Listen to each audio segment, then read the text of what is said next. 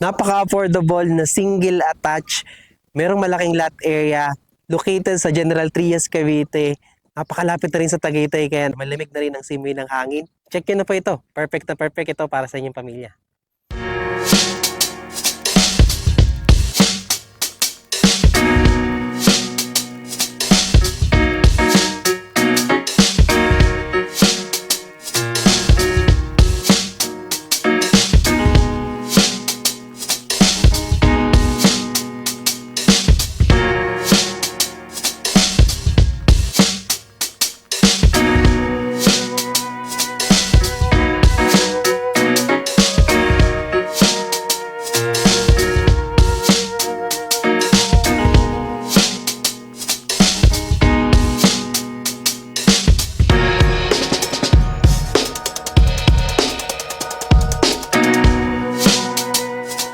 Good day mga ka-Your Homes. For today's house tour, i-feature po natin ng isa pong project po ni Axia Development Corporation, ang Richdale West Phase 2. Tama po kayo nang narinig. Ang Phase 2 po natin ang mga bago po nating unit ngayon dahil na-sold out na po yung ating Phase 1. Makikita nyo po sa likod ko si Carnation Model Unit. Yan po yung i-feature natin ngayon. Pero bago po natin yan tignan, first, please make sure to subscribe sa aming YouTube channel and i-click nyo na rin po yung notification bell para whenever na mag-upload po kami ng panibagong mga YouTube house tours, mag-updated po kayo dito at kayo po yung mga unang makakita. Kami rin po yung nasa Facebook at TikTok. So please click like and follow para maging updated po sa aming mga postings. Again, ako po si Carlo Felices together with my team sa likod po ng camera. And welcome po kayo to another Your Homes House Tour. Ang Richdale West Phase 2 po natin ay located again sa Barangay Panungyanan, General Trias, Cavite. Kaya po napakaganda po ng location ng ating project po na ito. 600 meters po, nasa highway na tayo. Kung diretso po sa entrance po ng ating subdivision mismo, less than 1 kilometer na doon na po tayo sa Richdale Phase 2 po natin. At the same time po, paglabas po natin dyan ng highway, pagpakaliwa po tayo or pakanan, marami na po tayong mga bilihan or mga establishments na kailangan natin sa pang-araw-araw. Pero kung gusto niyo po ng town proper po natin, pwede po dun sa Manggahan pagpakaliwa.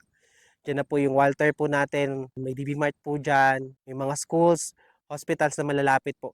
Pagdating na po dyan sa Manggahan mismo sa General Trias. And at the same time po, pagpakanan naman po tayo, malapit na rin po ito sa Tagaytay. Around 25 minutes po na travel or drive. Nandun na po tayo sa Tagaytay. Kaya po, isa po sa nabanggit ko kanina, maganda na rin po yung simoy ng hangin dito dahil marapit na nga po tayo sa klima na maganda. Lalo po pag bare months po, napakaganda po at malamig-lamig na rin po dito sa location ng ating project po na ito.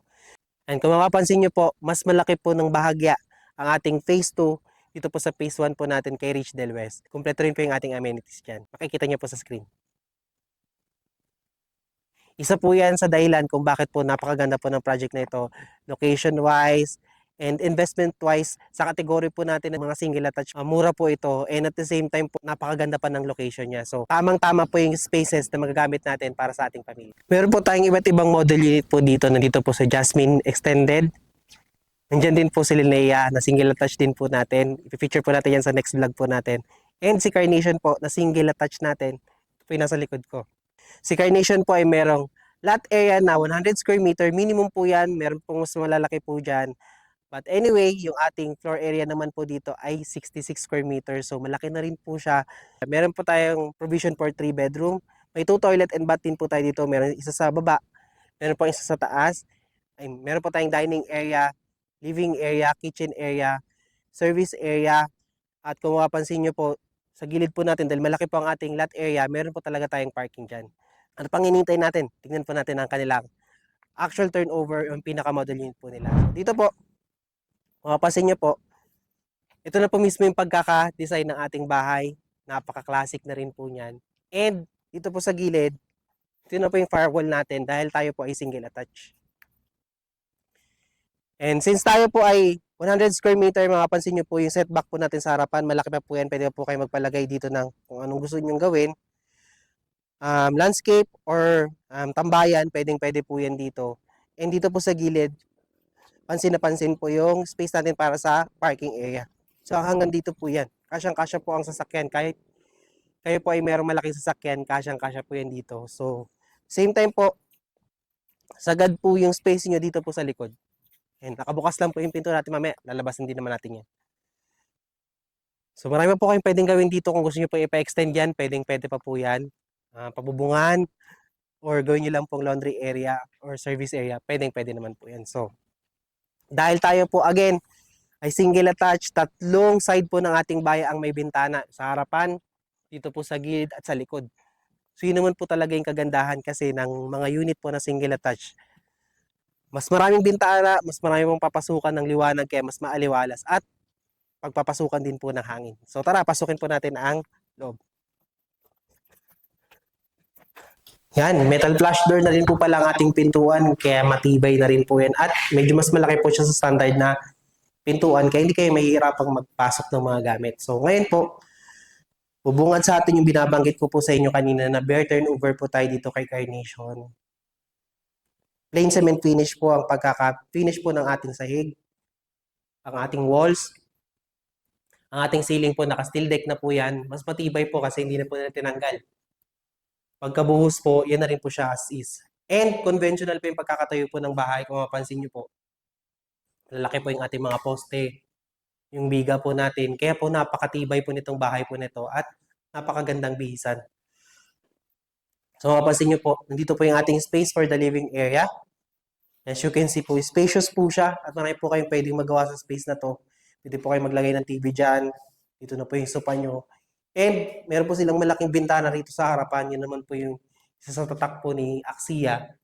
Malaki po talaga sila maglagay ng mga bintana. And dito naman po yung space natin para sa dining area. Pwede po kayo maglagay dito ng 4-seater or 6-seater po na dining table. Kasyang-kasya po yung sa space natin ito. And maaliwalas pa rin po. May dalawa po tayong bintana rito. Katabi po yan is yung ating kitchen area. Mapapansin po natin, nandito yung kitchen countertop po natin. Naka-tiles na po yan. May stainless sink. May gripo po yan nakasama. At gantong-ganto na may pagkaka-turnover niyan. Bibihisan na lang natin or pagagandahin natin. Okay na okay po. May bintana po tayo dito para mas maaliwalas po. Yun po isang kagandahan kapag may bintana sa ating kitchen. Mas madali po. Mas maaliwalas lang po at mas masarap para sa akin po, mas masarap maghugas ng plato.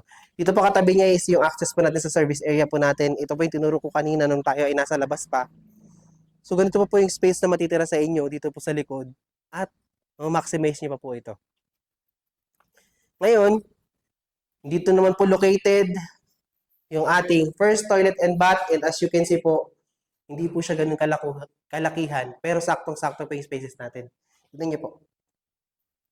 Mapapansin po natin, kompleto po yung acting fixtures dyan. May toilet, may lavatory, may soap holder, may toilet paper holder, may shower po yan. And nakatiles na po yung sahig at saka yung walls po natin. Yung ating yung mga natira po natin sa walls at saka sa ceiling, yan lang po yung ipapagawa po natin. May ventilation din po tayo dyan. Yan, kung mapapansin.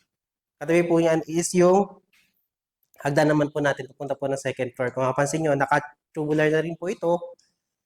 And nakasemento na po ito, naka-ready na po kung gusto nyo po siyang palagyan ng vinyl or tiles, minimal na lang po ipapagawa po natin. So, akit pa natin sa second floor. Tara. So, dito po pag-akit natin ng hagdanan, mapapansin po natin yung space, na saktong-sakto po siya in case mag-akit po kayo ng malalaking gamit. Kayang-kaya po ng space ng ating hagdanan.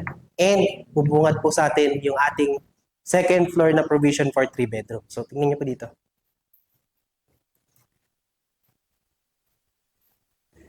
Ito pa.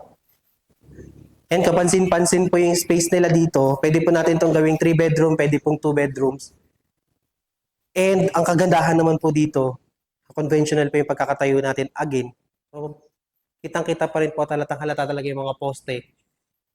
Kahit ano po yung gawin po natin to na sobrang ganda pong bihisan dahil alam po natin na matibay po yung bahay po natin. Kaya na rin po yung pagkaka-turnover ng ceiling natin. E yan, kung mapapansin nyo po, malaki pa rin yung mga bintana natin sa harapan, sa gilid, at meron po tayong isang bintana dito sa likod. Yung mga outlet po natin, kompleto rin po yan sa bawat room kung magpapalagay na po kayo ng partition. And ito po yung mga switches, kasama po yung sa turnover. Dito rin po located yung ating second toilet and bath sa second floor. Same lang po sila ng laki. Same lang po ng turnover.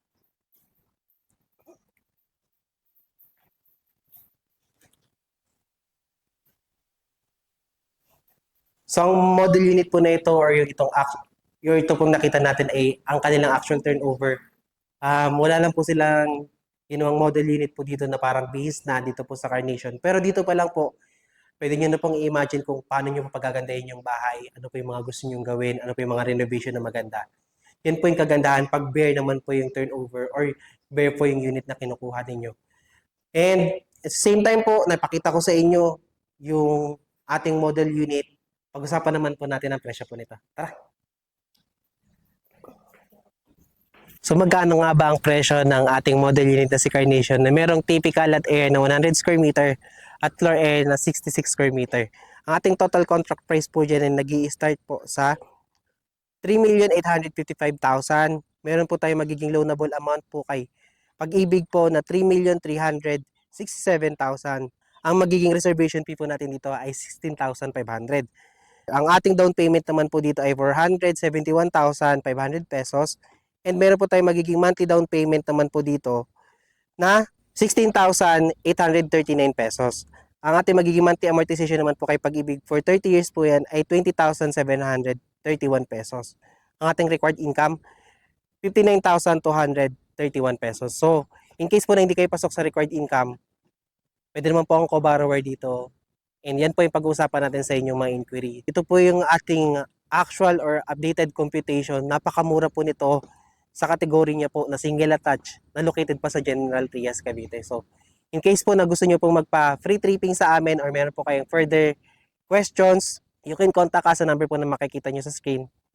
Nandiyan din po yung aming Facebook page. Kaya kung ikaw ay naghahanap ng single attached, malaki yung lot area na located lamang sa General Trias, Cavite, napakalapit na sa Tagaytay at kumpleto pa yung spaces para sa iyong pamilya. Malapit na rin sa mga landmarks na kailangan mo sa pang-araw-araw. I-check nyo na po ito. Kung hindi ka pa po nakasubscribe sa aming YouTube channel, please like, share, and subscribe na rin po para maging updated po kayo sa mga bago po naming feature na bahay. Nagaya po nito. Again, maraming salamat po sa panonood.